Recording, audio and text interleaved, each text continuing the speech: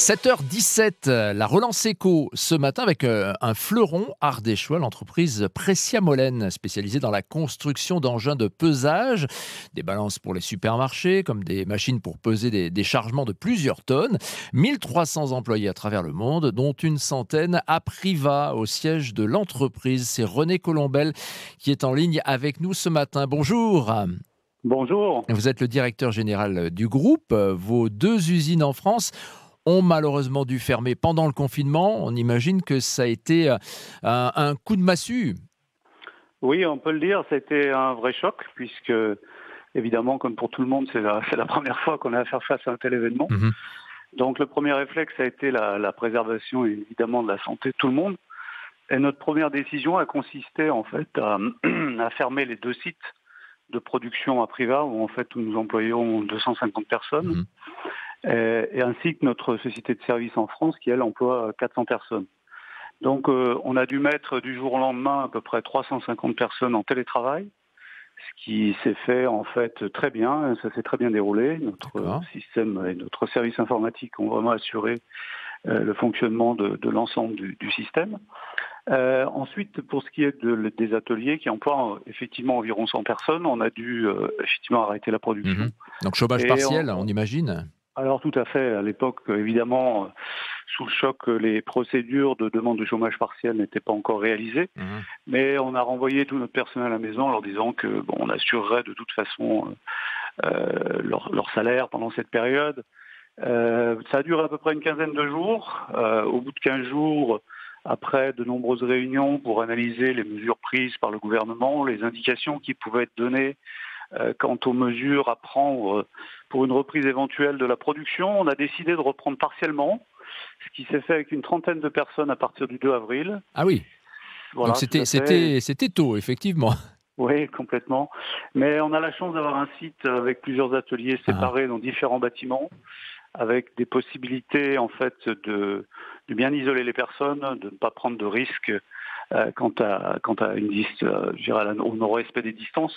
Il faut dire que Voilà. si vous avez repris, ou aussitôt en tout cas, c'est que votre carnet de commandes était plein, hein.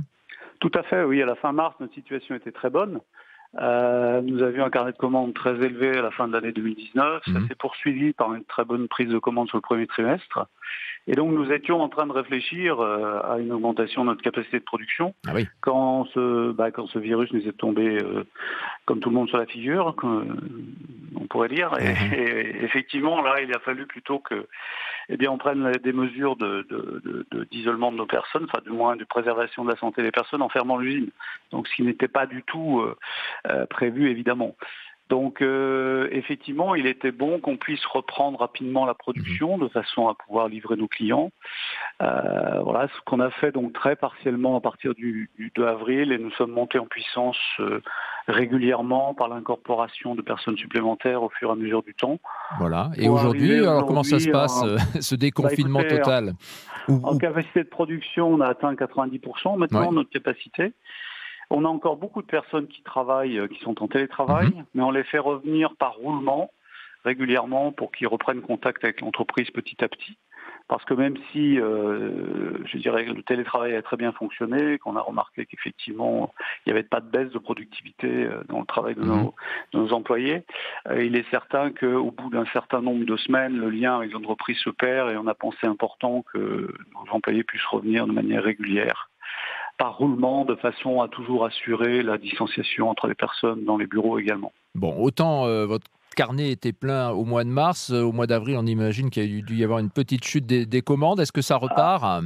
Alors effectivement, au mois d'avril et les premiers jours de mai, les commandes n'ont pas été à la hauteur des attentes, évidemment, Mhm. on s'en doute. Depuis la reprise, depuis le 11 mai, on remarque que les choses repartent. Alors elles ne sont pas encore à leur niveau normal, Mhm. entre guillemets, mais on espère que les choses vont s'améliorer de semaine en semaine et qu'on va très vite revenir à un niveau normal de commande. On n'a pas d'informations quant à l'annulation de projets chez nos clients, ce Mhm. qui est plutôt encourageant. On va attendre, effectivement, on est très prudent dans nos analyses. Il est certain qu'ici, devait y avoir une deuxième vague de pandémie, effectivement, ça va pouvoir avoir un effet dévastateur Mhm. sur le moral des entrepreneurs et sur les investissements. de nos clients. On imagine, effectivement. Voilà. C'est évidemment pas ce qu'on souhaite. On croise les doigts pour l'économie locale. Merci beaucoup. On va suivre, évidemment, l'entreprise Pressia Molène. Merci René Colombel d'avoir été avec nous ce matin.